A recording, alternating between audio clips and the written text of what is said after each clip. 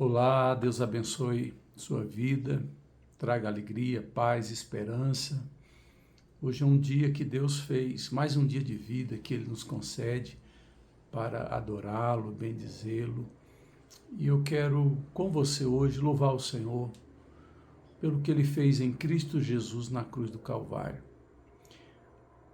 Há um texto em Isaías que é considerado o Evangelho do Velho Testamento, e em especial no capítulo 53 de Isaías, versículo 6, há ali uma construção que tem tudo a ver com o que Cristo faria por nós, como Ele morreria por nós e por que morreria por nós.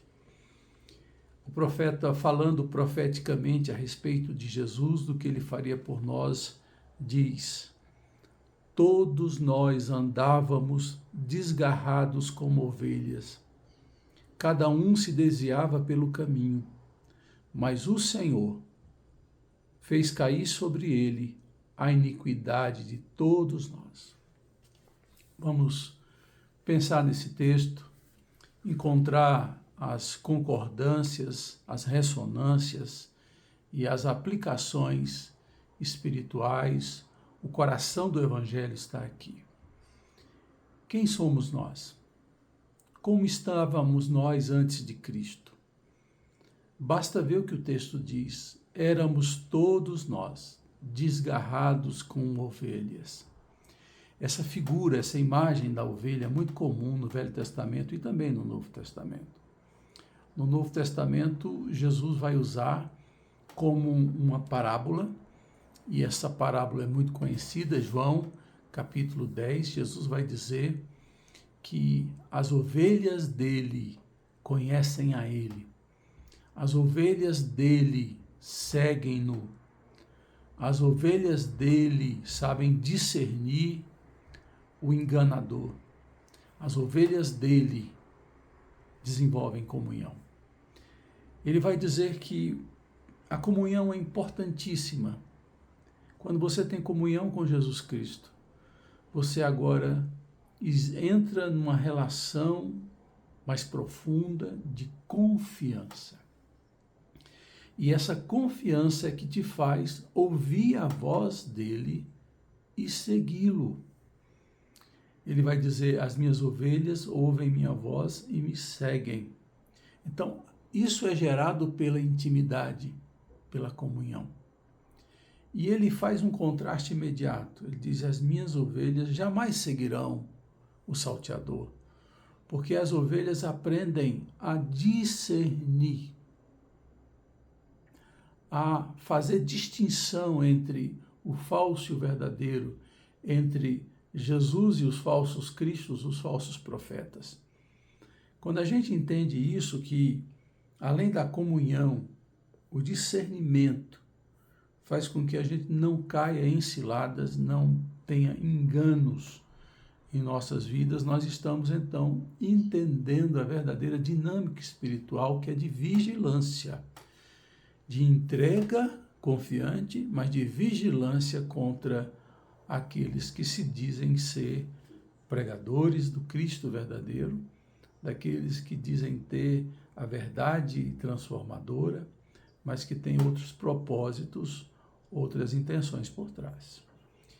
E ele vai dizer que essas ovelhas que têm intimidade, que estão usando discernimento, elas assumem uma atitude de obediência.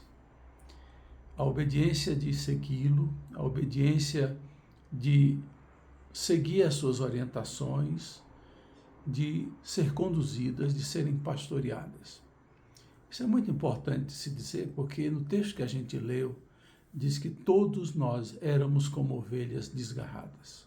Sim, Jesus aqui, em João capítulo 10, enfoca o lado positivo da ovelha. A mansidão, a submissão, aquela capacidade de construir intimidade, o discernimento, a prudência, a atenção.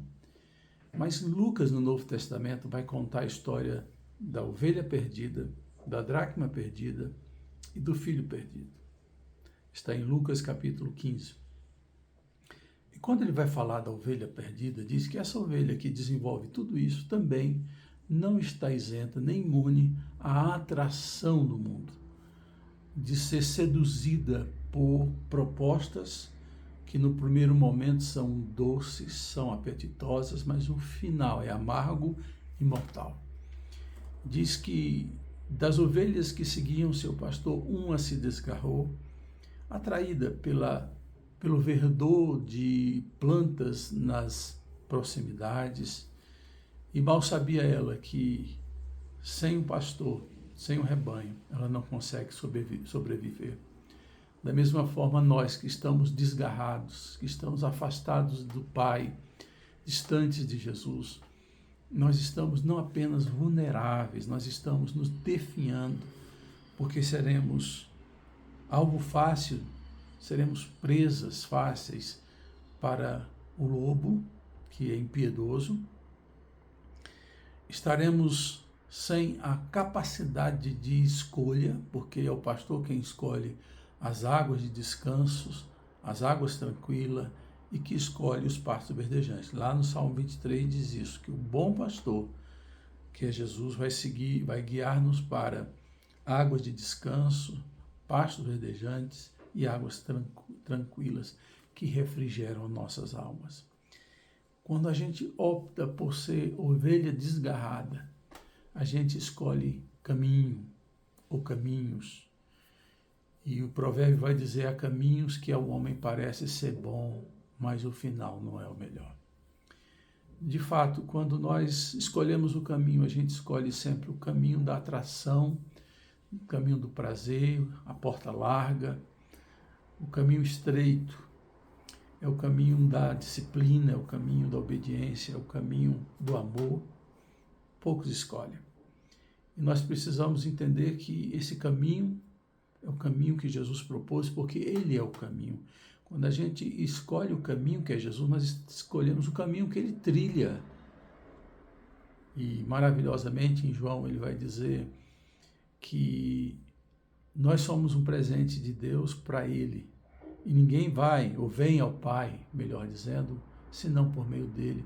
Ele nos conduz. E esse caminho muitas vezes é um caminho estreito, é um caminho de renúncia, é um caminho de negação, mas é um caminho de prazer, de alegria, de realização espiritual, de experimento, de vivências, de coisas sublimes que o caminho largo não dá.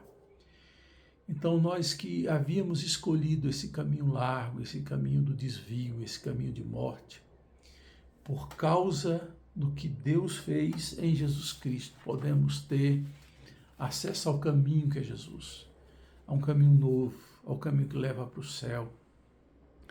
O texto vai dizer que para que isso acontecesse, para que fôssemos resgatados do nosso ato de desarraigar, para que fôssemos conduzidos à presença dele para um caminho novo. O texto diz: mas o Senhor fez cair sobre ele a iniquidade de todos nós. As opções, as escolhas que a gente faz, erradas e equivocadas, a Bíblia chama de iniquidade. A nossa prática, a nossa ação são carregadas de ações que Deus não aprova, que são pecados, que são mortais. Isso só se resolve com Jesus pagando a nossa culpa e apagando a nossa culpa. E Jesus recebe sobre si o peso do pecado, quando na cruz tem que morrer em nosso lugar e por causa de nós. Ele não morre porque ele quer morrer da forma que morreu. Ele morre para ser como um cordeiro que também, desde a Páscoa e nos sacrifícios do Velho Testamento, morriam em lugar de. O sangue deles era imolado e derramado no altar para dizer que um inocente morreu no lugar do iníquo, daquele que comete iniquidade, daquele que resolveu se desgarrar, daquele que resolveu fazer iniquidade. Jesus morre por nós, derrama sangue inocente, morre a nossa morte para que pudesse nos dar justiça, não justiça própria, mas a justiça que vem de Deus por meio de Cristo Jesus. Quando Jesus paga a nossa conta, a nossa dívida diante de Deus, morrendo em nosso lugar, agora eu posso ir até Ele. E eu vou até Ele com arrependimento, fé e gratidão. Não é um interesse por receber uma dádiva espiritual apenas. Esse interesse todos devem ter. Mas a instrumentalização para receber a salvação, o caminho de vida e o céu é a fé que leva ao arrependimento. É quando a gente diz, Senhor, perdoa pela iniquidade, perdoa por provocar a tua morte, perdoa porque o Senhor teve que morrer em meu lugar. E quando isso é real, quando nosso coração é sincero, quando há gratidão e a gente se envergonha do que fizemos, nós não somos mais ovelhas desgarradas, nós somos ovelhas no aprisco celestial, nós somos do rebanho de Deus e agora seguiremos sua voz, seus comandos e vamos experimentar o melhor de Deus nessa terra e no futuro. Que seja assim na sua vida e na minha vida, hoje e sempre. Amém.